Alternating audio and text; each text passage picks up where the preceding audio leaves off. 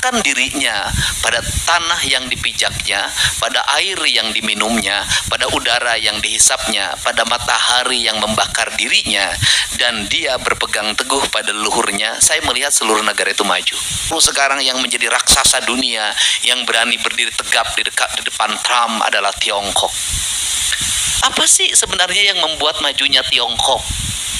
Yang membuat majunya Tiongkok itu adalah ada seorang anak kandung ideologis komunis yang dia memiliki watak berpikir ideologis komunisnya luar biasa.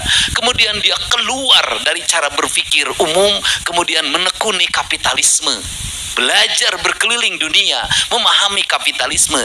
Dia tentunya awalnya dibenci, tetapi kemudian dia berkata, sampai kiamat, karena orang Tiongkok nggak percaya kiamat, sampai kapanpun Tiongkok tidak akan mengalami kemajuan manakala mimbar-mimbar kita hanya diisi dengan bicara ideologi, tapi tidak pernah bicara bagaimana strategi meraih kemajuan dan kekinian.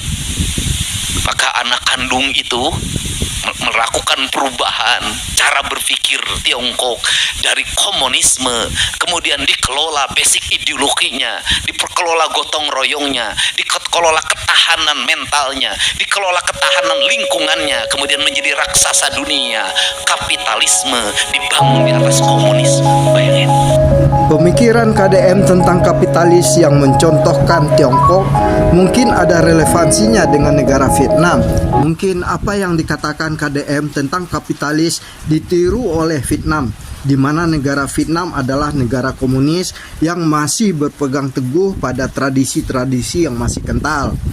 Sekarang Vietnam sudah unjuk gigi dengan industri otomotifnya, dalam waktu yang singkat mengalahkan negara ASEAN lainnya. Sedangkan Indonesia masih dicengkram oleh kekuatan kapitalis dan negara lainnya. Ironis bukan? Saatnya yang disampaikan KDM tersebut jadi renungan kita bersama. Kapitalis lahir dengan memegang teguh tradisi dan percaya pada kemampuan sendiri.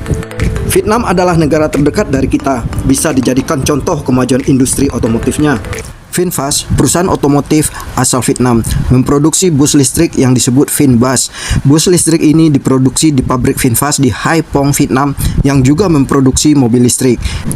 VinFast juga berencana untuk menghadirkan bus listrik ini ke pasar global, termasuk Indonesia. Mereka telah berpartisipasi dalam pameran otomotif seperti di IMS 2024 untuk memperkenalkan bus listrik mereka.